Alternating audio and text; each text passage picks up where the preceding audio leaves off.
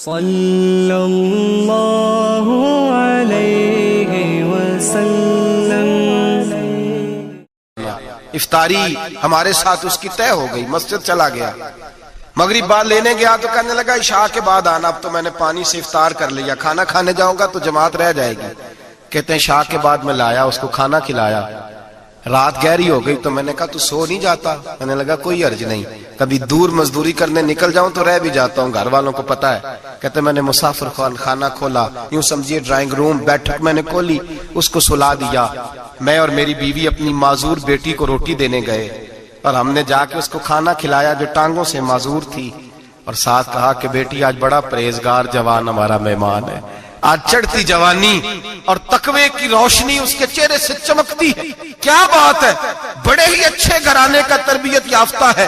کہتے ہیں بچی کو کھانا کھلا کے لوٹے، اپنے کمرے میں سو گئے، بیٹی اپنے کمرے میں لیٹ گئی، ترس گئے تھے کہ بیٹی قدموں پہ چلے۔ تہجد کا وقت ہوا تو دروازے پہ دستک ہوئی، بڑی بے چینی کے ساتھ اٹھے میاں بیوی، کون ہے؟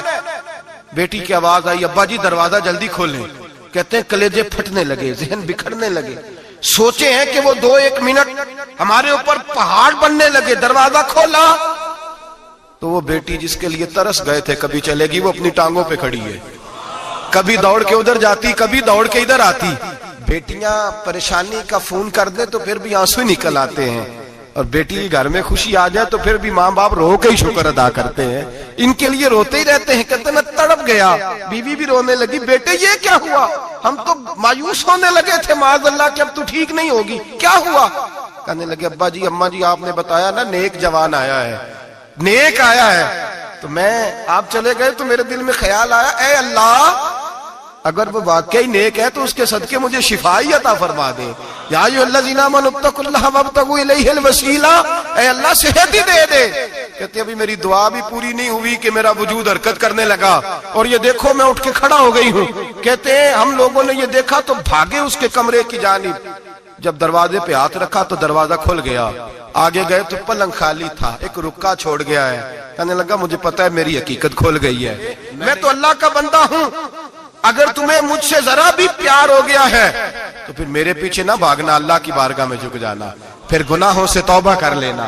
کہا وہ تربیت یافتہ جوان آیا ہے اور مجھے بدل گیا ہے۔ میرے بھائی ماں باپ کی ذمہ داری اولاد کو نکھارنا ہے، ان کو سنوارنا ہے، روزی روٹی کی ذمہ تو اللہ تبارک و تعالی نے لیا ہوا ہے، جو ڈیوٹی اللہ کی تھی وہ معاذ اللہ ہم نے اپنے ذمہ لے لی ہے۔ اولاد کو رزق حلال کی تربیت کریں، انہیں حکم دیں کہ وہ ہاتھ نہ پھیلائیں، انہیں کہیں کہ وہ محنت کر کے کھائیں، لیکن اصل تو ان کا اخلاق سنوارنا ہے۔ بچے ہمارے ان کی پوزیشن اتنی خراب ہو جاتی ہے، ہم لاڈ پیار میں اتنا ضدی کر لیتے ہیں، جب جس بچے کا ماں باپ کے ساتھ گزارا نہیں، بتلائیے وہ بیوی کے ساتھ گزارا کرے گا؟ جس کا ماں باپ کے ساتھ وقت نہیں گزرتا وہ بہن بھائیوں کے ساتھ گزارے گا؟ جس کا ماں باپ کے ساتھ وقت نہیں گزرتا وہ کولیگز کے ساتھ وقت گزارے گا؟ کس طرح وہ اپنے آپ کو، میرے نبی کریم سید عالم صلی اللہ علیہ وسلم نے ڈیوٹی لگائی کہ ماں باپ اپنے بچے کی تربیت کریں، انہیں اللہ سے جوڑیں۔ تکلیف میں وقت گزارا جناب اسماعیل نے۔ ایک روایت ایسی بھی ملتی ہے کہ 13 سال حضرت ابراہیم پلٹ کے گئے نہیں بیٹے کا پتہ لینے، لیکن جب بھی بیٹے نے ماں سے باپ کے بارے میں پوچھا کہ میرے والد کیوں نہیں آتے تو ماں نے ایک ہی لفظ کہا، بیٹے جناب ابراہیم اللہ کے نبی ہے اور اللہ کے حکم سے ہمیں چھوڑ گئے ہیں۔ ایسی تربیت، ایسی ٹریننگ بچے کے ذہن کو بدل ڈالا، اسے اللہ والا بنا لیا۔ اور ہمارے مفسرین نے بحث کی ہے کہ جناب اسماعیل جو اللہ کی راہ میں قربان ہونے کو تیار ہو گئے، ان کے سینے میں جو رب کریم کا اتنا پیار موجزن ہوا کہ وہ گردن کٹانے پہ تیار ہو گئے، تو فرماتے ہیں یہ تربیت جناب ہاجرہ کی تھی، یہ ٹریننگ حضرت وہ فیضان نظر تھا، یہاں کے مکتب کی کرامت تھی۔ سکھائے کس نے اسماعیل کو آداب فرزندی؟ میرے بھائی یہ جناب ہاجرہ نے تربیت دی۔ ایک بہت بڑے محدث ہیں، اتنے بڑے محدث ہیں کہ میرے نبی کریم کی مسجد نبوی میں وہ حدیث کے استاد رہے، حضرت ربیعہ بن عبد الرحمن نبی پاک کی مسجد نبوی میں حدیث کے استاد ہوئے، اور حضرت حسن بصری جو جناب علی کے شاگرد ہیں وہ بھی حضرت ربیعہ کے شاگرد ہوئے، حضرت امام مالک جو 70 سال تک مدینہ اور مکہ میں حدیث پڑھاتے رہے وہ بھی حضرت ربیعہ کے شاگرد ہیں۔ ان کے والد کا نام تھا عبد الرحمن فروغ۔ تاریخ بغداد میں لکھا ہے کہ بنو امیہ کے دور میں تابعین کے زمانے میں جناب عبد الرحمن بن فروغ گھر سے چلے گئے. ایک روایت ہے بچہ چھوٹا تھا, ایک روایت ہے بچہ ابھی ماں کے پیٹ میں تھا, جہاد کرنے چلے گئے. اس دور میں یہ جہاد ہوتا تھا کہ ایک علاقہ فتح کیا تو مسلمان اگلے علاقے میں چلے گئے, اگلا فتح کیا تو اگلے علاقے, ایک کے بعد دوسرے لوگ پلٹ کے نہیں آتے تھے. حضرت عبد الرحمن گئے 30,000 دینار بیوی کو دے گئے, کہنے لگے سنبھال کے رکھنا, اور جہاد کرنے نکلے تو 27 سال تک گھر ہی نہیں آئے, اور 27 سال کے بعد آئے تو حضرت ربیہ محدث بن چکے ہیں, مسجد نبی میں حدیث کے استاد ہیں, بیٹا بہت بڑا شیخ بن گیا ہے. واپس آئے, ہاتھ میں نیزہ ہے, کالی داڑھی تھی ساری سفید ہو گئی, وجود بڑا تگڑا تھا, کمزوری آ گئی. آئے, نیزہ پکڑا ہوا ہے, گھوڑے پہ بیٹھے ہیں, مدینہ منورہ میں گھر ہے, دروازے پہ دستک دی. حضرت ربیہ نے دروازہ کھولا, اندر داخل ہونے لگے تو کہنے لگے بابا تو کدھر گھستا آ رہا ہے؟ کدھر؟ اس نے کہا تو پیچھے ہٹ, تو میرے مکان پہ کب سے قبضہ کر کے بیٹھا ہے. بات تیز ہونے لگی, آواز تھوڑی بزرگوں کی بلند ہونے لگی تو اندر سے زوجہ نے سن لیا. وہ دروازے کی اوٹ سے دیکھنے لگی تو پہچان گئی, کہنے لگی ربیہ پیچھے ہٹ جا, یہ کوئی غیر نہیں ہے, تیرے والد گرامی ہے, یہ تیرے والد ہیں. اندر آئے, باپ بیٹا ملے, عصر کی نماز کا وقت ہو گیا, بڑا روئے. 27 سال کے بعد باپ لوٹا, 27 سال کے بعد بڑے روئے. نماز کا وقت ہوا تو حضرت ربیہ جلدی سے وضو کیا, مسجد نبوی شریف چلے گئے. جناب عبد الرحمن فروغ نے ابھی کھانا وانا کھانا تھا, کھانا کھانے بیٹھے تو حکم دیکھے شوہر کیا کرتا ہے. یہ نہیں پوچھا کہ 27 سال حال کیا رہا, پوچھنے لگے میں تجھے 30,000 دینار دے گیا تھا, وہ کدھر ہے؟ تو زوجہ کہنے لگی کھانا کھا لو, عصر کی نماز پڑھ کے آؤ, پھر بتاتی ہوں پیسے کہاں ہیں, آپ کی رقم بڑی اچھی جگہ پہ محفوظ ہے. کہتے ہیں میں نماز پڑھنے مسجد گیا, عصر کی نماز کے بعد میرے نبی پاک کے منبر پر ایک نوجوان بیٹھا ہے. گھر میں تو ان کا انداز ٹوپی پہننے کا تھا نا, سادے عام لباس میں, مسجد نبی میں جبہ پہنا ہے, سر پہ امامہ ہے, خوبصورت لب و لہجے میں رسول اللہ کے منبر پر بیٹھ کر, نبی پاک کے منبر پر بیٹھ کر, پتہ نہیں آپ کو اس بات کی لذت نصیب ہو رہی ہے کہ نہیں, عام جگہ نہیں, نبی پاک کے حضور کے منبر پر بیٹھ کر نبی پاک کی حدیثیں سنا رہے ہیں. اتنا بڑا مقدر. کہتے ہیں حضرت امام مالک جیسے لوگ, خواجہ حسن بصری جیسے لوگ کاغذ قلم لے کے حدیثوں کی سماعت کر رہے ہیں, ان سے درس لے رہے ہیں. جناب عبد الرحمن کہتے ہیں میری نظر اٹھی, کچھ بوڑھا ہو گیا تھا, کچھ اس وقت وہ ٹوپی میں سادے لباس میں تھے, پہچان نہ پایا. ایک شخص سے پوچھا یار ہے تو جوان پر اس کے چہرے کی نورانیت میرے دل کو بھا گئی ہے تو جوان پر اس کا حدیثیں بیان کرنے کا انداز میری طبیعت کو گھائل کر گیا. یہ کون ہے جو نبی پاک کی مسجد میں بیٹھ کے حدیثیں بیان کر رہا ہے؟ تو کہتے ہیں امام مالک کہنے لگے بابا جی چپ کر جاؤ, ہمارے استاد کے بارے میں اونچے لب و لہجے میں بات نہ کرنا, دیکھتے نہیں کتنے کتنے لوگ بیٹھے ہوئے خاموشی سے. تو میں نے کہا مجھے بھی تو بتا دو نا ہے کون. تو کہنے لگے کوئی عبد الرحمن فروغ نام کے بزرگ ہیں, یہ ان کے بیٹے ہیں, ربیہ نام ہے. کہتے ہیں جب لفظ کہے تو میرے آنسو چھلک کے باہر آئے اور میں حضور کی مسجد میں گر گیا اور رونے لگا کہ یہاں اور میرے رسول پاک سید عالم صلی اللہ علیہ وسلم کے منبر پر اور میرا بیٹا. کہتے ہیں میں تڑپ کے گھر گیا اور گھر جا کے میں نے اپنی بیوی کو جب دیکھا تو میرے آنسو نکل گئے. میری بیوی سمجھ گئی کہ یہ میرے محدث بیٹے کو دیکھ آیا ہے. کہتے ہیں بیوی رو کے کہنے لگی میں نے آپ کے 30,000 دینار آپ کے بیٹے کو مصطفیٰ کریم کی حدیث کا استاد بنانے میں خرچ کر دیے. میں نے وہ 30,000 دینار خرچ کر دیے, 30,000 دینار آپ کا بیٹا میں نے. تو کہتے ہیں میں اپنی بیوی کی طرف دیکھنے لگا, میں نے کہا قربان جاؤں, میں اگر اللہ کے دین کے رستے میں تھا تو نے میرے ساتھ نیکی کی ہے, میرا بیٹا بھی دین کے رستے پہ لگا دیا. میرے بھائی اللہ سے جوڑا ان لوگوں نے اپنی اولادوں کو, رب کریم والا بنایا ان لوگوں نے اپنی اولادوں کو. اور پھر جب ارشاد فرمایا کہ چھوٹی چھوٹی برائی, ایک لقمہ حرام سے بھی وہ لوگ بچے. اور پھر جو آیت نمبر 18 نے کہا کہ وَلَا تُصَغِّرْ خَدَّكَ لِلنَّاسِ, بیٹے منہ پھیر کے نہ جا, پھیر کے نہ جا. اگر آپ ناراض نہ ہو تو ہم تربیت دیتے ہیں, کہتے ہیں اس بچے کے ساتھ نہ پھرا کر, یہ غریب ہے, اس کے ساتھ نہ پھرا کر. وَلَا تَمْشِ فِي الْأَرْضِ مَرَحًا, حضرت لقمان بیٹے سے کہتے ہیں منہ پھیر کے لوگوں سے بات نہ کر اور اکڑ کے نہ چل. إِنَّ اللَّهَ لَا يُحِبُّ كُلَّ مُخْتَالٍ فَخُورٍ, اللہ کو وہ پسند ہی نہیں جو اکڑ کے چلے اور اترائے. ابھی بھی رواج ہے, کہتے ہیں دوستی لگانا تو اپنے برابر کے دوستوں سے, ایسے نہ ہو ہمارا سٹیٹس ہی نہیں. ابھی بھی وہ فرق, جو تو سید بھی ہو, مرزا بھی ہو, افغان بھی ہو, تم سبھی کچھ ہو, بتاؤ کہ مسلمان بھی ہو. آجزی کا درس دیا اپنی اولاد کو, آجزی کا. ان کو ادب سکھایا، ان کو انکساری سکھائی، لوگوں کے اندر مل بیٹھنے کا درس دیا۔ جو آدمی انکساری والا ہوتا ہے، عاجزی والا ہوتا ہے، یوں سمجھو اسے شہد لگا ہوا ہے، دنیا خود اس کے پیچھے بھاگ بھاگ کے آتی ہے۔ جو سب کے ساتھ اس نے سلوک کرنے کا عادی ہوتا ہے، لوگ اس کے گرویدہ ہو جاتے ہیں۔ لیکن جس آدمی کو آپ اکڑنا سکھا دیں، جس بچے کو آپ کہیں بس تو ہے اور کوئی بھی نہیں، اس کی اپنی زندگی بھی اس کے لیے پریشانی والی ہو جاتی ہے۔ میرے نبی رحمت سید عالم صلی اللہ تعالی علیہ وآلہ وسلم نے ارشاد فرمایا، کسی باپ نے اپنے بیٹے کو جو سب سے اچھا تحفہ دیا ہے وہ یہ ہے کہ اس نے اپنے بچے کو اچھا ادب سکھا دیا ہے، اپنے بچے کو اچھا۔ حضرت لقمان کہتے ہیں بیٹے منہ پھیر پھیر کے باتیں نہ کرنا، زمین پہ اکڑ اکڑ کے نہ چلنا، اللہ کو اکڑنے والے لوگ پسند۔ ہارون رشید نے امام نسائی کی ڈیوٹی لگائی کہ میرے بیٹے کو حدیث پڑھائیں گھر آ کے، تو امام نسائی کہنے لگے یہ نبی پاک کا دین ہے، یہ میں اس کو رسوا نہیں کر سکتا، جس نے پڑھنا ہے میرے پاس آ کے پڑھے، اور جہاں سب بچے بیٹھتے ہیں وہیں پڑھے۔ ہارون رشید کہنے لگا حضور آپ کیا سمجھتے ہیں، میں نے بھی تو آپ کو آزمانے کے لیے یہ جملہ کہا تھا، یہ وہیں آ کے پڑھے گا جہاں سارے غریبوں کے بچے پڑھتے ہیں۔ اب تو روز استاد کٹہرے میں کھڑا ہوتا ہے، اسکول کے استاد کا تو مجھے نہیں پتا، پہلے مدرسے کا استاد تو روز بیچارہ ہاتھ باندھ کے چودھری صاحب نے کہنے سے میرے منڈے نو مارے تو 8,000 کا مولوی ہے، اور میرا بیٹا تو 8,000 کے روز گول گپے کھا جاتا ہے، میرے بیٹے کو تو نے مارا ہے، تجھے اپنی حیثیت کا پتہ ہے؟ روز استاد کٹہرے میں کھڑا ہوتا ہے۔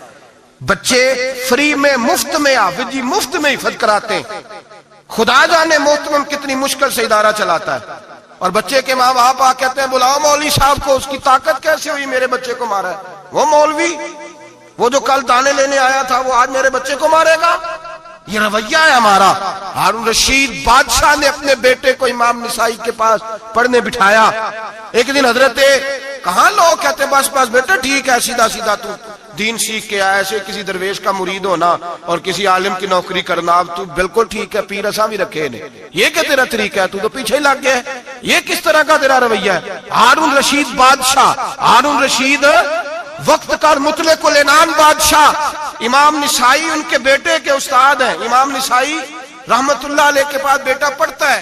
ہارون رشید گزر رہا تھا تو بیٹا وضو کرا رہا ہے، شہزادہ وضو کرا رہا ہے استاد جی کو، اور پیر دھلا رہا ہے۔ ہارون رشید گھوڑے سے گزرا تو اس نے دیکھا خانقاہ کے باہر، مدرسے کے باہر استاد جی وضو کر رہے ہیں اور بیٹا وضو کرا رہا ہے، سراہی پکڑی ہے، لوٹا پکڑا ہے، استاد جی پیر دھو رہے ہیں۔ ہارون رشید غصے سے اترا، ساتھ بہت سارے سپاہی تھے، انہوں نے کہا کہ یہ مولوی کو مارے گا، مولوی کو مارے گا کہ تو کس طرح میرے بیٹے سے یہ کام کاج کرا رہا ہے؟ کہتے نیچے اترے اور ہارون رشید نے جا کے نا زور سے ایک تھپڑ اپنے بیٹے کے چہرے پہ مارا۔ بیٹا کہنے لگا ابا جی میری غلطی کیا ہے؟ فرمانے لگے تجھے پتہ ہی نہیں تو کس شخص کے پاس پڑھتا ہے؟ تو پانی ڈال رہا ہے، تیرے استاد کو اپنے ہاتھوں سے اپنے پیر دھونے پڑ رہے ہیں۔ بیوقوف، ایک ہاتھ سے پانی ڈال اور دوسرے ہاتھ سے استاد کے پیر دھو، تجھے پتہ ہی نہیں کہ یہ شخص جب نبی پاک کی حدیثیں بیان کرتا ہے تو کئیوں کو مصطفیٰ کا دیدار نصیب ہو جاتا ہے۔ یہ پتہ نہیں تو کس محدث کا شاگرد ہے، ایک ہاتھ سے پیر پہ پانی ڈال دوسرے ہاتھ سے دھو، اس لیے کہ باندھ علموں جو کرے فقیری وہ کافر مرے دیوانہ ہو۔ اگر تو نے دنیا میں کامیاب ہونا ہے تو اس سے فیض علم حاصل کر، بیٹے یاد رکھ، اگر تو اس کی بارگاہ میں حاضری دے گا تو آگے بڑھے گا۔ حضرت عمر بن عبدالعزیز کتنا بڑا شخص ہے، ثانی عمر کہا گیا، ثانی عمر کہا گیا ان کو۔ حضرت عمر بن عبدالعزیز رحمت اللہ علیہ، حضرت صالح بن کسان ایک محدث تھے مدینے کے، ان کے شاگرد تھے۔ بچوں کو ہم آج ہی کہاں بچے ادب کرتے ہیں ساتھ جا کہاں ادب کرتے؟ ایک اسٹوڈنٹ مجھے کہنے لگا جی ہم ادب کرتے تھے جب تک استاد ٹیوشن نہیں لیتے تھے، اب استاد بھی تو ٹیوشن لے کے پڑھاتے ہیں۔ اور میں نے کہا خدا کے بندے کیا دے سکتا ہے تو استاد کو؟ حضرت علی فرماتے ہیں جس نے ایک لفظ پڑھایا مجھے گلی میں کھڑا کر کے بیچ بھی سکتا ہے، تو نے قیمت کیا ڈالی ہے؟ استاد کچھ بھی کر لے، استاد نے تو استاد ہی رہنا ہے نا میرے بھائی، لیکن وہ لب و لہجہ ہمارا موجود ہے۔ مجھے ایک دفعہ میرے کالج کے لوگوں نے بلایا، کہنے لگے آپ یہاں بھی پڑھے ہوئے ہیں اور مدارس میں بھی، تو ذرا فرق بیان کریں کالج کا اور مدرسے کا، کچھ بیان کریں۔ میرے ٹیچرز بھی تھے بہت سارے، تو میں نے کہا معذرت کے ساتھ یہاں تو بڑا مشکل ہو جائے گا بات کرنا، لیکن ایک جملہ میں نے مدرسے اور کالج میں ایک فرق محسوس کیا ہے، ہمارا مدرسے کا طالب علم آج بھی ہمارے جوتے اٹھا کے آگے رکھتا ہے، وہ آج بھی استاد کی موٹر سائیکل کو ٹاکی مارتا ہے، آج بھی صاف کرتا ہے۔ ہمارا مدرسے کا طالب علم آج بھی استاد کو پشت نہیں کرتا، لیکن کالج کا طالب علم پوچھتا ہے اسلامی تعالیٰ آیا ہے، انگریزی والا آیا ہے؟ میں نے کہا اس کے تو لب و لہجے میں ادب نہیں ہے۔ اس لیے میں نے دونوں جگہ وقت گزارا تو میں سمجھا ہوں بڑے حالات خراب ہے مدرسوں میں بھی. اب وہ کیفیت نہیں رہی جو بزرگوں کی تھی, لیکن پھر بھی اگر ادب ہے تو مدارس میں ابھی بھی ہے, ابھی بھی خانقاہوں میں ادب ہے, یہاں ابھی بھی خیر کی توقع موجود.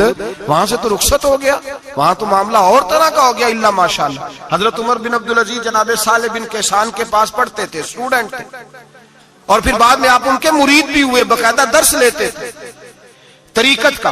حضرت جناب صالح بن کیسان کے پاس تعلیم تھی. ان کے والد جناب عبدالعزیز اس وقت مصر میں بہت بڑے تاجر تھے, جناب عمر بن عبدالعزیز کے والد. تو ان کے پاس چھوڑ گئے, کہا میرے بیٹے کی صرف ان کو دین نہ پڑھانا, اس کی روحانی تربیت بھی کرنا. ایک دن استاد جی نے عصر کی نماز کا سلام پھیرا تو حضرت عمر بن عبدالعزیز کھڑے ہو گئے, ایک رکعت ان کی رہتی تھی پیچھے. تو آپ نے نماز کے بعد بلایا اور بڑے میٹھے لب و لہجے میں کہا, عمر کیا بات ہے, تیری ایک رکعت رہ گئی؟ تو کہنے لگے, استاد جی میں کنگھی کر رہا تھا, شیشے کے آگے کھڑا تھا, تو آئینہ دیکھتے دیکھتے بال سوارتے سوارتے مجھے پتہ ہی نہیں چلا, جب آیا ہوں تو لیٹ ہو گیا. حضرت صالح بن کیسان رحمت اللہ علیہ نے ان کے والد کو مصر میں خط لکھا, فرمایا آپ کا بیٹا میری پوری فرما برداری نہیں کرتا, کل کو مجھے نہ کہنا تربیت صحیح نہیں ہوئی. آج فلاں تاریخ کو اس نے ایک رکعت پوری چھوڑ دی ہے جماعت کے ساتھ, اس لیے کہ وہ کنگھی کر رہا تھا بالوں کی, پوری رکعت چھوڑ دی ہے. ابا جی بہت بڑے تاجر تھے, پر انہوں نے یہ نہیں کہا کہ مولوی تو پاگل ہو گیا, اس کو تو پتہ ہی نہیں کیا ہو گیا, ابھی بچہ ہو جائے گا سیانا, کوئی بات نہیں ٹھیک ہو جائے گا. حضرت عبدالعزیز نے وہاں سے ایک شخص بھیجا, پیسے دے کے, گھوڑا دے کے, فرمایا مدینے جاؤ, اور سیدھا مدینے آیا. حضرت عمر بن عبدالعزیز کو گھر سے اچکا, بلایا نہیں, زبردستی پکڑا, اچک کے گھوڑے پہ بٹھایا, حجام کی دکان پہ لے گئے, فرمایا اس کی ٹینڈ کر دو. نے بال کاٹ دیے اور بال کٹوا کے سیدھے حضرت صالح بن کیسان کے پاس لے گئے. کہنے لگے, حضور یہ کھاتا ہے اس کے والد کا, میں نے اس کی ٹینڈ کرا دی ہے, جس بالوں کی وجہ سے اس کی جماعت رہ گئی تھی میں نے وہ بال ہی ختم کر دیے. تو اس کے والد کہتے ہیں, آپ ذرا ذرا سے بھی بات, ایک ذرہ برابر بھی بچے کے اندر ہم کوتاہی برداشت, ہم اسے سنوارنا چاہتے ہیں, معاشرے کو دینا چاہتے ہیں, ہم ایک خوبصورت انسان بنانا چاہتے ہیں. تو حضرت لقمان کہنے لگے, بیٹے تو چہرہ رخسار بدل بدل کے لوگوں سے بات نہ کر, اکڑ کے نہ چل, اس لیے کہ اللہ کو اکڑنے والے پسند. تو کیا کر, وقصد فی مشی کا وغضض من صوتک, درمیانی چال چل, آواز کو پست رکھ. ہم اپنے بچوں کو میانہ روی کا درس نہیں دیتے.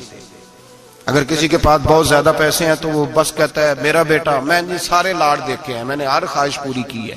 یہ تو کوئی عقل مندی کی بات نہیں. ضرور خواہشات پوری کریں, اگر ہیں تو کنجوسی کرنے سے منع کیا نبی پاک صلی اللہ علیہ وسلم, لیکن بچے کو معتدل رکھیں, اسے دھوپ اور چھاؤں دونوں کا پتہ ہونا چاہیے.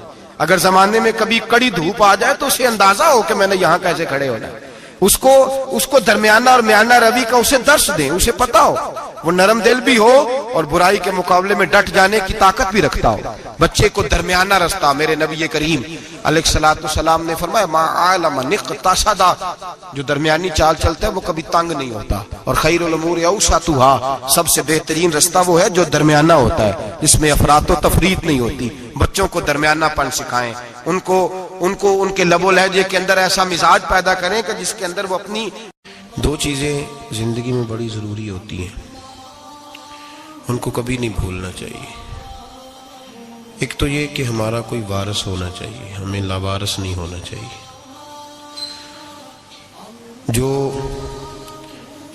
جس جانور کے گلے میں کسی کا پٹا نہیں ہوتا, اسے جس وقت جس کا دل چاہتا ہے مار دیتا ہے, اور جس کے گلے میں کسی کا پھٹا ہوتا ہے بچا رہتا ہے. تجھ سے در در سے سگ, سگ سے ہے مجھ کو نسبت, میری گردن میں بھی ہے دور کا پٹکا تیرا. ایک تو وارث والا بندے کو لوارث نہیں ہونا چاہیے, اور دوسرا اسے یہ بھی احساس ہونا چاہیے کہ میرے وارثوں کی میری طرف توجہ کتنی زیادہ ہے, میری طرف توجہ کتنی زیادہ ہے. اللہ بڑا مہربان ہے, بڑا کریم ہے, بڑا رحیم ہے, لیکن وہ کہتا ہے میری توجہ تو کرانا اپنی جانب, تو آ تو صحیح نا مسجد میں, میری توجہ کرانا. تو نماز پڑھے گا تو میں تجھے ثواب دوں گا, تو روزہ رکھے گا تو میں تجھے اجر دوں گا, تو حقوق العباد پورے کرے گا تو میں تجھے معاف کروں گا. یہ تھوڑی بات ہے کہ اللہ بڑا مہربان ہے تو ہم گھر میں بیٹھے رہیں تو رحمت چھلک چھلک کے آئے گی, اس میں شک نہیں. لیکن وہ کہتا ہے تجھے ماننا تو پڑے گا نا, اگر تو نہیں مانے گا تو تجھے سزا دوں گا. ایک تو وارث والے بنے, لاوارث نہ بنے. اور دوسرا یہ خیال کریں کہ اگر میرا کوئی وارث ہے، میرے اگر کوئی آقا ہیں، تو میں نے کس حد تک ان کی توجہ اپنی جانب کرائی ہے۔ اعلیٰ حضرت فرماتے ہیں کیسے آقاؤں کا بندہ ہو رضا، بول بالے میری سرکاروں کے۔ نسبت بندے کو بچا دیتی ہے۔ جب کسی کا کوئی وارث ہوتا ہے تو لوگ کہتے ہیں ستّی خیرہ، میں کہتا ہوں اسے ساری خیر ہی ہوتی ہے، 7-8 نہیں، ساری خیر ہی ہوتی ہے۔ مجھے دشمنوں نہ چھیڑو، میرا ہے کوئی جہاں میں۔ جب کوئی وارث ہوتا ہے نا تو پھر انسان بچا رہتا ہے۔ بہت ساری چیزیں تو ویسے ہی وارثوں کے کھاتے میں چلی جاتی ہیں، ادھر آتی نہیں۔ بہت ساری چیزیں تو ویسے وارثوں کے کھاتے میں چلی جاتی ہیں۔ وارثوں کے کھاتے میں حضرت بابا بلے شاہ صاحب فرمایا کرتے تھے، بلے شاہ دیو جانے مینوں اپنی توڑ نبھا لیندے۔ یاد رکھیں لاوارث اور بے وارث نہ بنے۔ جو بچہ باپ کے گھر کے اندر رہتا ہے، چھتری کے نیچے رہتا ہے، جو کہتا ہے میں ابا جی کے ساتھ ہوں، میں ادھر بیٹھا ہوں آپ کے ساتھ ہوں، باپ بھی خیال کرتا ہے، وہ کہتا ہے ٹھیک ہے میرا بیٹا ہے، اس کی ضرورتوں کا خیال کرتا ہے۔ جو بیٹا اپنے 4 برتن لے کے علیحدہ ہو جائے، ابا جی پتہ اسے کیا کہتے کہتے کماتے کھا موج کر، اب کماؤ اور کھاؤ، بات ختم ہو گئی۔ جب تک تو میری چھتری کے نیچے تھا، میری ذمہ داری میں تھا، اب موج کرو۔ اور بعض باپ ایسے بھی ہوتے ہیں جو کہتے ہیں بھئی وہ علیحدہ ہے، میرا اس کے سیاہ سفید سے کوئی تعلق، علیحدہ نہ ہو جائے، کبھی بھی علیحدہ نہ ہو جائے۔ جڑی بکری اجڑوں وچھڑی وہ بگیاڑا جوگی، علیحدہ نہ ہو جائے، اندر رہیں، چھتری کے نیچے رہیں، ادھر ادھر دائیں بائیں نہ بھاگیں۔ قرآن مجید فرقان حمید کی سورہ انفال کی آیت نمبر 33، کفار مکہ نبی پاک صلی اللہ تعالی علیہ وسلم سے کہتے تھے کہ اگر ٹھیک ہے ہم نہیں مانتے معاذ اللہ، تو آپ اللہ سے کہیں ہم پہ پتھر نازل کریں، آپ کہیں اللہ سے عذاب نازل کریں، کہیں اللہ سے۔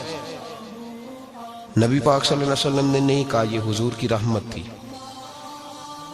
حضور نے کہا ہی نہیں کہ یا اللہ تو نازل فرما پتھر۔ کافر کہتے تھے کہیں اللہ سے پتھر نازل کرے، تو اللہ پاک نے سورہ انفال کی آیت نمبر 33 میں فرمایا محبوب وما کان اللہ لیعذبہم وانت فیہم، اللہ کا کام ہی نہیں انہیں عذاب دے، اللہ کا کام ہی نہیں۔ محبوب میری رحمت کو گوارا نہیں، کیسے عذاب دوں، وانت فیہم، تو جو ان کے درمیان موجود ہے۔ محبوب جب تک تو مکے میں موجود ہے، مدینے میں موجود ہے، میں انہیں عذاب نہیں دوں گا۔ یہ مانگیں گے بھی تو میں انہیں عذاب، اللہ تو کافر کو عذاب نہیں دیتا مصطفیٰ کی برکت سے، اللہ تو کافر کو۔ بلکہ ایک نقطہ ہمارے مفسرین نے بیان کیا ہے، نبی پاک صلی اللہ علیہ وسلم طائف تشریف لے گئے تو حضور سید عالم صلی اللہ علیہ وسلم نے ان کو تبلیغ کی، انہوں نے جواب میں پتھر مارے، حضور کو لہو لہان کر دیا، حضور واپس تشریف لائے۔ حضرت زید بن حارثہ رضی اللہ تعالیٰ عنہ ساتھ تھے، کہتے ہیں جب واپس آئے تو اللہ پاک نے حضرت جبریل امین کو بھیجا، کہا میرے محبوب سے جا کے پوچھو کہ حبیب اگر تو کہتا ہے نا تو میں ان کو 2 پہاڑیوں کے بیچ رکھ کے مسل دیتا ہوں، 2 پہاڑیوں کے درمیان رکھ کے پیس دیتا ہوں، تباہ کر دیتا ہوں ساری بستی طائف کی۔ اگر تو کہتا ہے مسل دیتا ہوں ساری بستی، تو اگر کہتا ہے تو۔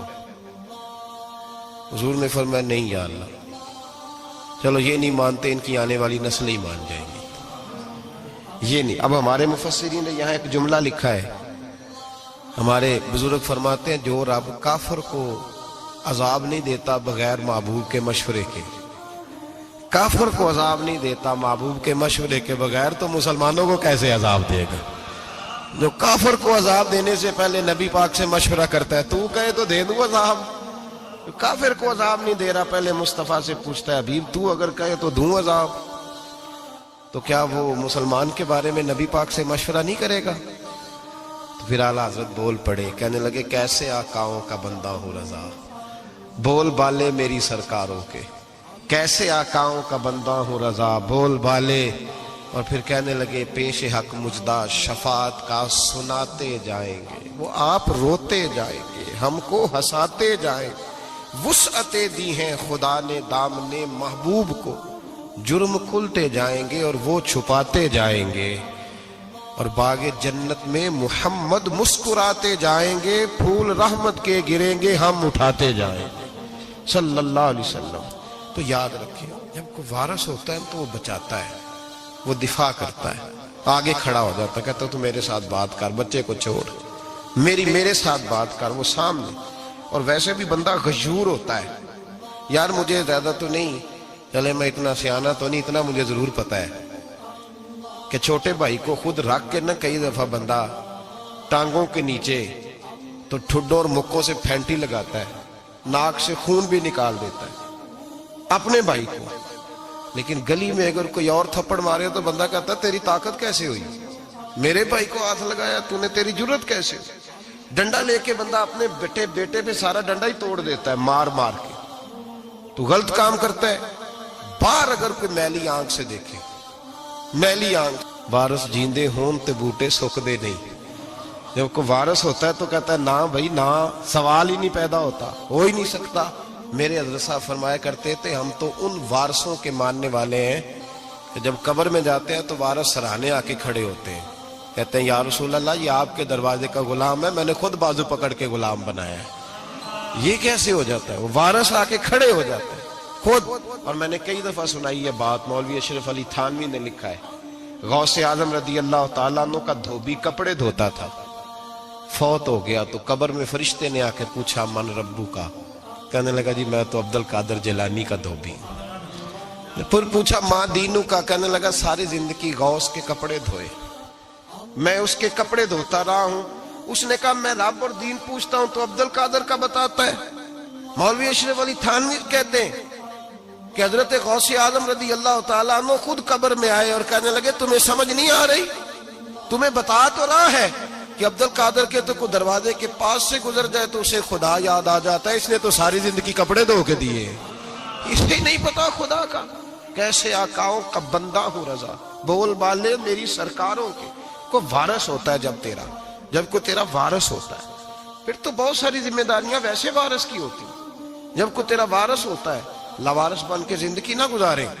ہم نے کسی کو وارث بنایا ہی نہیں، بیعت بھی رسمی، عقیدت بھی رسمی، ارادت بھی رسمی، رسم ہی رسم، نام لکھوانے کے لیے بس کہہ دیا فلاں جگہ ہے۔ او بھائی جب کوئی وارث ہوتا ہے تو پھر حالات بدلے ہوئے ہوتے ہیں، پھر مزاج بدلے ہوئے ہوتے ہیں۔ حضرت مرزا مظہر جانا فرماتے ہیں کہ بارش ہوئی تھی تازی دلی میں تازی بارش ہوئی، ایک بابا لکڑی کے جوتے پہنے کھڑا ہوں، اللہ اللہ اسی کسے دے کچھ بھی نہیں لگ دے، نہ کوئی ساڈا دردی۔ بابا مست ہو کے جا رہا، اللہ کرتا جا رہا۔ ایک طوائف اپنے کوٹھے سے اتر کے تو سیڑھیوں پہ بیٹھی تھی، ساتھ اس کا یار بھی بیٹھا تھا۔ بابا اپنی مستی میں جا رہا ہے تو بابا جی کے پیروں سے کچھ مٹی اڑی تو اس عورت کے کپڑوں پہ پڑ گئی، پرواہ نہیں، بزرگ گزر رہے ہیں۔ وہ یار اس کا دوڑا ہوا آیا، اس نے آ کے تھپڑ مارا، کا خیال نہیں سارے اس کے کپڑے آلودہ کر دیے، تو کدھر تیرا دماغ نہیں ٹھیک؟ بابے نے نظر اٹھائی، کا بیٹے میں نے دیکھا نہیں، چل اللہ تیرا بھلا کرے، تو نے بدلہ لے لیا۔ بابا جی چپ کر کے وَإِذَا خَاطَبَهُمُ الْجَاهِلُونَ قَالُوا السَّلَامَ، چپ کر کے گزر گئے۔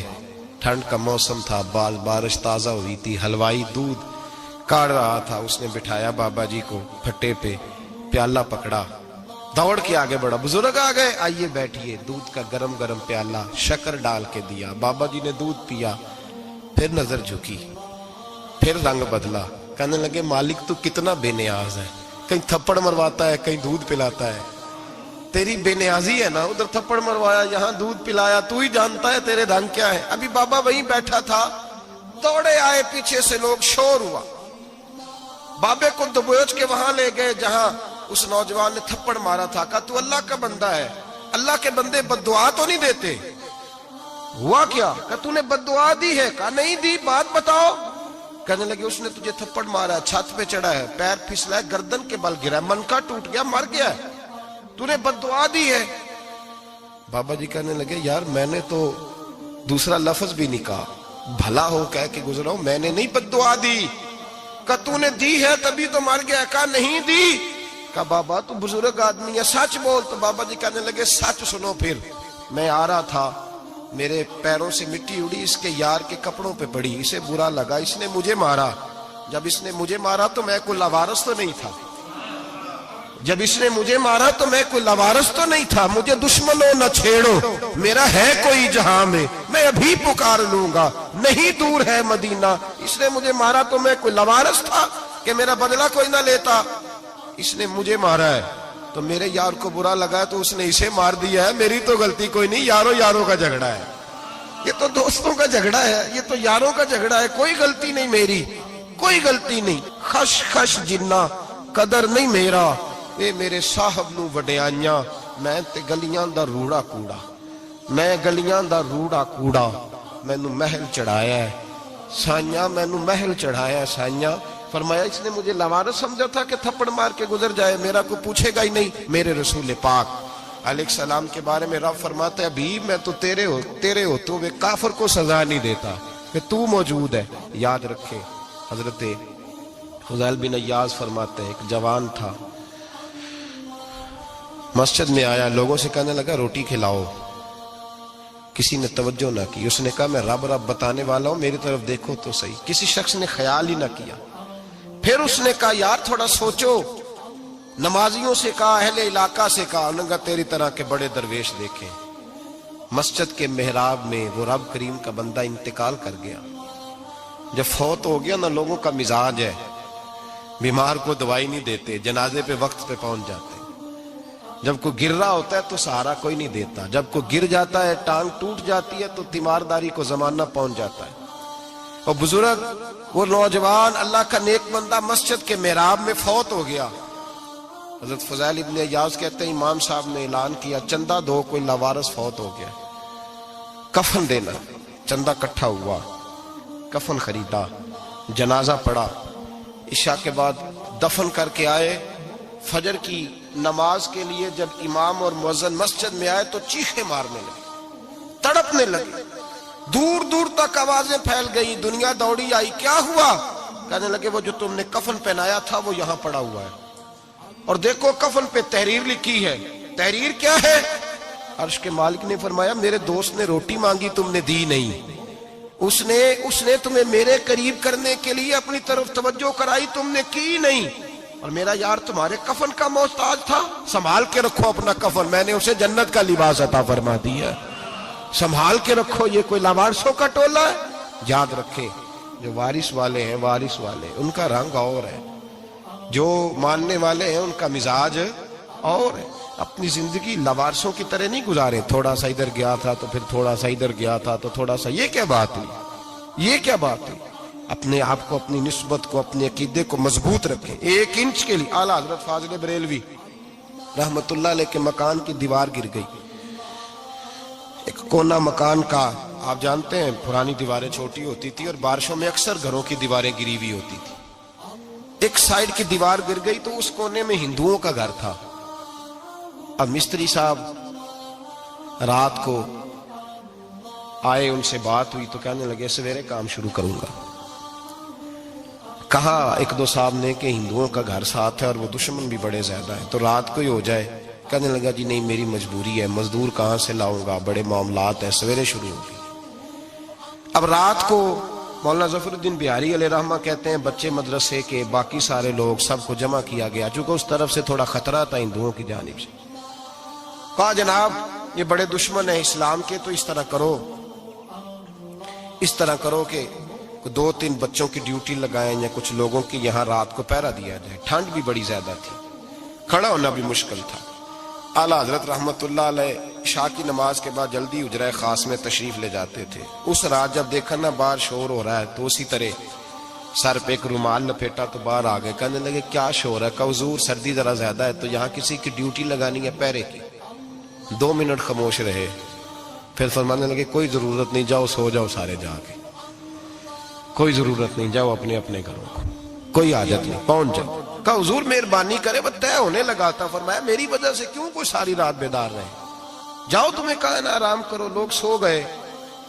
صبح فجر کی نماز پڑھ کے اعلیٰ حضرت رحمت اللہ تعالی علیہ جب سیڑھیاں اتر رہے تھے رضا مسجد کی، تو وہ جس ہندو کی جانب سے زیادہ خطرہ تھا وہ سیڑھیوں پہ بیٹھا تھا، مسجد کی سیڑھیوں پہ۔ سب لوگوں کی توجہ ہو گئی، کہنے لگا مولانا میں کلمہ پڑھنے آیا ہوں، مجھے کلمہ پڑھا کے مسلمان کر دو، میں کلمہ پڑھنے آیا ہوں۔ مسلمان کریں. لوگوں کی توجہ. اعلیٰ حضرت فرمانے لگے نہیں ابھی تو انتظار کر, تھوڑی دیر کے اچھی طرح سوچ لے, جذباتی فیصلہ نہ کر کہ تو آ رہا ہے. یہ کہہ کے جب 2 سیڑھیاں نیچے اترے اس کے پاس سے تو اس نے پیر تھام لیے, کہنے لگا اب ایسے تو نہ کرو, رونے لگا. اعلیٰ حضرت رحمت اللہ علیہ نے کلمہ پڑھایا, کچھ باتوں کی نصیحت فرمائی, تشریف لے گئے. گھیرنے والے گھیر کے بیٹھ گئے, کہنے لگے ہمیں بھی بتا بدلہ کیسے ہے. کہنے لگا دیوار گر گئی, آدھی رات کے وقت, آدھی رات تک انتظار کرتا رہا, پہرے دار کوئی نہیں, تو 2 تلواریں لے کر جب میں ان کے مکان کی جانب بڑھا, میں نے کہا آج گردن کاٹوں گا اور کاٹ کر کے نکلوں گا. کہتا ہے جب میں قریب آیا تو 2 شیر کھڑے تھے, اوپر سے پلٹ کے آیا تو پھر کھڑے تھے, ادھر سے پلٹ کے آیا تو پھر کھڑے تھے. فرماتے ہیں میں 2 گھنٹے کے بعد آیا تو پھر پلٹ کے کھڑے تھے, میں پھر 1 گھنٹے کے بعد آیا, سحری کا وقت ہوگا تو پھر پلٹ کے کھڑے تھے. اب میں ڈر کے بھاگا. کہتے ہیں فاضل بریلوی نے اپنی کھڑکی سے منہ باہر نکالا, کہنے لگے اور کتنا تجربہ کرے گا, مجھے تو لاوارث سمجھتا ہے, لاوارث ہوں میں, اور کتنا تجربہ کرے گا, بس کر مان جا. میں نے کہا حضور یہ کون ہے, مجھے بتائیے تو صحیح یہ کون ہے. تو کہنے لگے میں نے ساری زندگی رسول اللہ کی عظمت کا دفاع کیا ہے, ساری زندگی غوث اعظم کے نعرے لگائے ہیں, ابھی تو یہ مدد صرف غوث پاک جیلانی کی بھیجی ہوئی ہے, ابھی تو غوث اعظم کی بھیجی ہوئی مدد ہے, مولا علی ابھی پیچھے ہیں, 2 جہاں کے محبوب ابھی اس سے پیچھے ہیں, وہ تو ابھی پیچھے ہیں, پیچھے کھڑے ہیں کہ ضرورت پڑی تو ہم بھی تیار بیٹھے ہیں. او بھائی آج رواج ہو گیا, رواج. میں نے 2-4 دن پہلے بھی کہا تھا, لوگ کہتے ہیں نہیں کوئی نہیں ضرورت, سامنے سارا کچھ نظر آ رہا ہے. او خدا کے بندو یاد رکھو, نسبت ہے بڑی چیز. جانے تگو دور میں اگر کسی کو نسبت میسر آ گئی نا, نسبت, خالی دامن ہی مل گیا, تیرے ہاتھ میں کچھ ہے تو ہونی چاہیے نا, خالی دامن ہی تجھے کسی کا میسر آ گیا تو بچ گیا.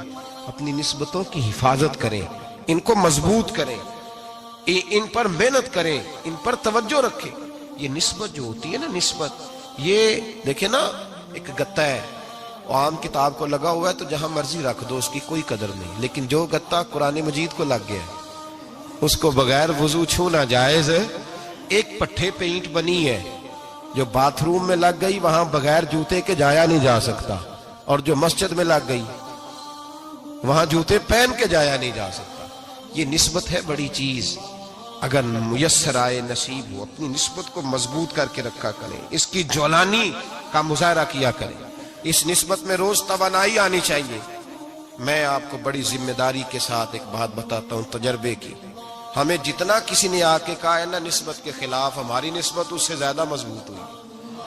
ہمیں جتنا کسی نے آ کے کہا ہے نا جی آپ کو کیا ملا, آپ کو کیا ملا, تو ہم نے اتنا کہا یار جیسے جیسے تو کہتا جاتا ہے ہماری تو نسبت میں اضافہ ہوتا جاتا ہے, ہمارا تو مزاج بدلتا جاتا ہے, روز ایک نیا پردہ کھلتا ہے, روز ایک نیا رنگ واضح ہوتا ہے, روز ایک نئی توانائی. ابھی تھوڑے دن کی بات ہے, ایک مولانا شرف الدین صاحب ہے, مفتی صاحب, میرے حضرت صاحب کے مرید ہوئے, مفتی تھے, عالم آدمی تھے, سرکار تاج الشریعہ, ہمارے شیخ سے بیعت کی. اب ہمارے حضرت صاحب کا اس وقت حال وہی ہے, وَرَأَيْتَ النَّاسَ يَدْخُلُونَ فِي دِينِ اللَّهِ أَفْوَاجًا. اب فوجوں کی فوجیں لوگ آتے ہیں. ہم نے دیکھا ہے صرف خالی مرید ہونے والے بار سینکڑوں کی تعداد میں ہزاروں لوگ بیٹھے ہیں کہ صرف بیعت اتنا کہہ دیں ہم نے قبول کیا. اس عالم میں, اور جہاں حضرت صاحب کا اعلان ہو جائے کہ تشریف لا رہے ہیں, وہاں لاکھوں کا مجمع جمع ہو جاتا ہے, اور ایک جھلک دیکھنے کو لوگ ترستے رہتے ہیں. یہ کیفیت ہم نے دیکھی. وہ دور گزر گیا, کبھی ایسا بھی ہوتا تھا ایک میں ہوتا تھا, ایک تو ہوتا تھا, اور تیسری تنہائی ہوتی تھی. وہ دور بیت جاتا ہے, وہ لمحے کسی کسی کو نصیب آتے ہیں. حضرت کا وہ مولانا شرف الدین صاحب کہتے ہیں مرید ہوا, تو مرید ہوا مجمع میں, رسی حضرت پھینکتے ہیں یا چادر پھینکتے ہیں تو پکڑ کے مرید ہوا, تو ساتھ ساتھ اور چادریں باندھی تھی, لوگوں نے پکڑی ہوئی تھی. ایک مولانا, میں جب بیعت ہو کے آیا ان کو بتایا تو مجھے کہنے لگے یار تو ایسی جگہ مرید ہو گیا جو تیری بات بھی نہ سن سکے, جن کو تو دکھڑا بھی نہ سنا سکے, جو مصروف ہی بڑے رہتے ہیں, کہاں مرید ہو گیا تو. ایسے پیر کا بیعت ہوتا جہاں تو جاتا وہ تیرے پاس آتے, گفتگو ہوتی, بات چیت ہوتی. کہتے جب انہوں نے مجھے بہت زیادہ قائل کیا نا, بہت زیادہ, تو میں نے ارادہ کر لیا, میں نے کہا بات ٹھیک ہے, بیعت کہیں اور ہونا چاہیے تھا. کہتے میں عشاء کے بعد سویا تو حضرت صاحب مجھے خواب میں ملے. خواب میں، اور فرمانے لگے مولانا جب آپ مرید ہوئے تھے تو آپ اس جانب بیٹھے تھے، اس کونے میں آپ تھے، اتنے لوگ آپ سے پہلے تھے، اس حال میں آپ مرید ہوئے تھے، اور جہاں تک بات چیت کرنے کی بات ہے تو آپ نے جو دل میں سوچا تھا وہ میں نے آ کے آپ کو بتا دیا ہے، پھر بھی بڑی ضرورت ہو تو میرے صاحبزادے کا نمبر لے لیں اور فون کر لیا کریں، بات ہو جایا کرے گی۔ کہتے ہیں یہ ابھی بات ہو ہی رہی تھی کہ میرے دروازے پہ دستک ہوئی تو میری آنکھ کھل گئی، میری آنکھ کھلی تو میں پریشان ہوں کہ نمبر تو ملا نہیں۔ ایک انجینئر صاحب میرے محلے میں رہتے تھے، فرماتے ہیں وہ شام کو میرے پاس آئے اور کہنے لگے مولانا سنا ہے آپ حضرت مفتی اختر رضا صاحب سے مرید ہو گئے۔ میں نے کہا ہاں، تو کہنے لگے میں ان کے مدرسے میں کام کر کے آئے ہوں، میرے پاس ان کے بیٹے کا نمبر ہے، چاہیے آپ کو؟ نمبر ہے چاہیے؟ کہتے ہیں نمبر مجھے وہ شام کو گھر آ کے دے گئے۔ اب جب میں آستانہ نور پہ بریلی شریف ملنے کے لیے حاضر ہوا تو میرے دل میں خیال آیا، جب میں اندر گیا نا تو میرے دل میں خیال آیا حضور خواب جو آئی تھی اتنی بھی جلدی کیا ہے، ذرا ٹھہر جائیے، آپ ملے جو تھے تو صاحب نمبر بھی دے ہی جاتے۔ میرے دل میں خیال آیا تو السلام علیکم کے بعد حضرت کہنے لگے مولانا مجھے تو جلدی کوئی نہیں تھی، آپ کے دروازے پہ دستک ہو گئی تھی، مجھے تو کوئی جلدی نہیں تھی، آپ کا دروازہ بجنے لگا تھا، مجھے تو جلدی کوئی نہیں تھی لوٹنے کی۔ ہر مشکل دی کنجی یارو ہاتھ مرداں دے آئی، اور مرد نظر کرے جس ویلے مشکل رہے نہ کائی۔ بس لوگوں یہ یاد رکھو اور اس پہ عمل کرو، اپنی نسبتوں کو مضبوط کریں۔ ہمارا تو جیسے دن کا اجالا چمکتا ہے نا، چمکتا ہے دل کا اجالا، جیسے نیا دن چڑھتا ہے ہمارے لیے تو ایک نئی روشنی لے کے آتا ہے۔ اپنے آپ کو بیدار رکھیں۔ سورج اگر باہر پورا نکل آئے نا تو جو آدمی آنکھیں زور سے بند کر لے اسے کوئی شے نظر نہیں آتی، پورا سورج نکلا ہوا بھی ہو، سورج اسے نظر آئے گا جس کی اپنی آنکھیں بھی کھلی ہوں گی۔ تو آنکھیں ہی نہیں کھول رہے، تو آنکھیں ہی نہیں کھول رہے، آنکھیں، یہ شکوہ آنکھیں نہ کھولنے کا ہے، آنکھیں نہیں کھول رہے تو سورج کیسے نظر آئے گا؟ بات ذرا سخت ہے پر چلو آپ میرے عزیز ہیں کر جاتا ہوں۔ ملا رومی رحمت اللہ تعالی علیہ فرماتے مجھ سے ایک شخص نے کہا کہ نبی پاک صلی اللہ تعالی علیہ وسلم اگر سراجم منیرہ ہے تو نظر کیوں نہیں آتے؟ تو میں نے کہا الو اگر آنکھیں بند کر لے تو اسے کوئی شے نظر نہیں آتی، آنکھیں بند کر لے تو اسے کوئی شے نظر، تو آنکھیں تو کھولنا، آنکھیں کھول۔ یہاں میں اپنے کمرے میں یوں پردہ آگے کر کے لائٹ بند کر کے باہر شور مچاؤں سورج کوئی نہیں، سورج کوئی نہیں، تو مجھے کوئی بندہ کہے گا پاگل اس طرح کر، باہر نکل، ادھر آ تجھے دکھاؤں سورج ہے کہ نہیں، تیری تو اپنی آنکھیں بند ہے۔ اقبال کہتے ہیں دل بینا بھی کر خدا سے طلب، آنکھ کا نور دل کا نور نہیں، اندر کی آنکھیں کھول، اندر اتنا اندھیرا ہے تو باہر کیسے نظر آئے گا؟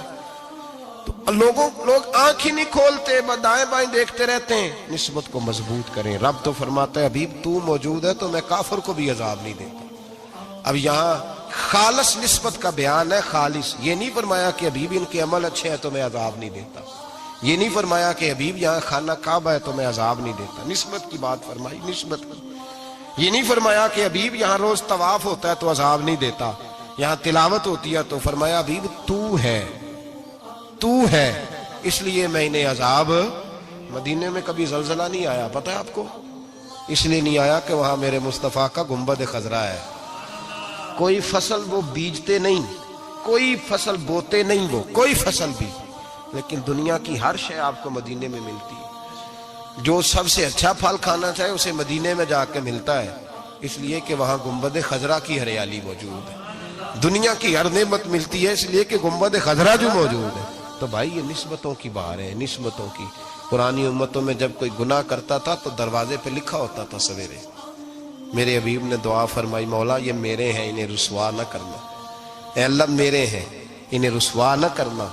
تو میرے بھائی سن لو اور یاد رکھ لو، لاکھوں پاپ بھی لوگ کر کے آئیں، سویرے منہ دھو کے نکل آئیں تو عرش کا مالک رسوا نہیں کرتا، بلکہ کہتا ہے تو میرے دامن میں چھپ جا، اندر جا کے جہاں گناہ کیا ہے وہاں جا کے دل سے سچی توبہ کر لے، میں قیامت میں بھی کسی کو نہیں بتاؤں گا کہ تو نے گناہ کیا۔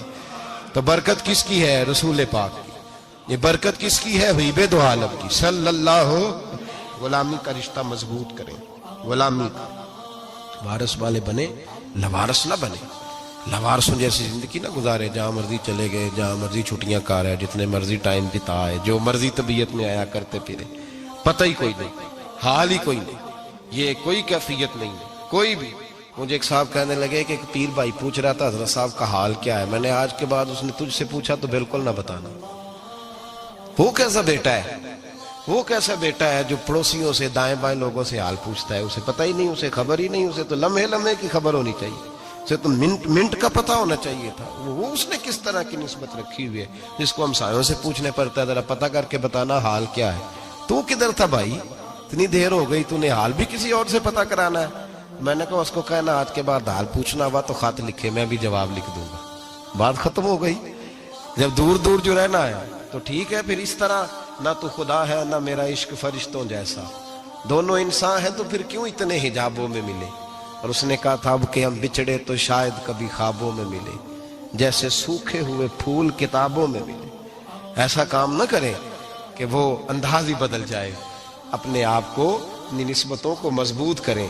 اللہ تبارک و تعالیٰ سے دعا اور التجا ہے کہ اللہ کریم ہمیں نسبتوں کی مضبوطی عطا فرمائے، اور اللہ تبارک و تعالیٰ ہمیں یہ توفیق دے کہ ہم سمجھ جائیں اس بات کو کہ اصل بات ہے کیا، اور اصل کی مضبوطی کتنی ضروری ہے، اصل تک پہنچنا کتنا ضروری ہے۔ اور یہ بھی یاد رکھیں، اماں جب ناراض ہوتی ہے نا، جب اماں ناراض ہوتی ہے تو کہتی ہے بس نکل جاتا ہے، فٹافٹ نکل دوڑ جا، کوئی تعلق نہیں۔ ابا بھی کہتا ہے آج آیا تو ٹانگیں توڑ دوں گا، حال ہی کوئی نہیں۔ اور وہی بیٹا جا کے 2 منٹ پیروں میں بیٹھتا ہے، کہتا ہے اماں تجھے پتہ ہی نہیں میں کتنی ٹینشن میں تھا۔ تو وہی اماں باہر نکل کے پہلے بڑھ کے مار رہی ہوتی ہے حد کر دوں گی، پھر وہی اماں کہتی ہے بڑا پریشان ہے بیچارہ۔ یہ کیفیت ہے، اپنے آپ کو صحیح کریں، اپنی نسبتوں کو مضبوط کریں، احکامات پہ عمل کریں، محبوب کی غلامی تگڑی کریں۔ یہ جو سستیاں ہیں، کوتاہیاں، ان کو دور کریں۔ زندگی کا لطف آتا ہی تب ہے جب آپ پورے طور پر اپنے آپ کو چاق و چوبند کرتے ہیں۔ اگر تھوڑا کر لیا، تھوڑا چھوڑ دیا، 1 پڑھ لی، 3 رہ گئیں، 3 پڑھ لی، 2 رہ گئیں، یہ لطف نہیں ہے، یہ ذائقہ نہیں۔ اپنے آپ کو مضبوط کریں اور پورا مضبوط کریں، پوری اپنے اندر جو ہے وہ جولانی نسبت کی پیدا کریں۔ بس یہ دعا کریں اللہ جب قدرت تھی جس باغ بنائے، جگ سنسار تمامی،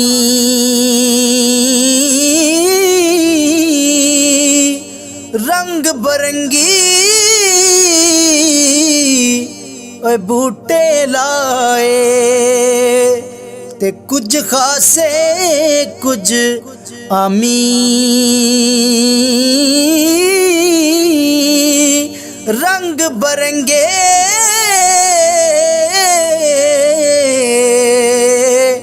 بوٹے لائے۔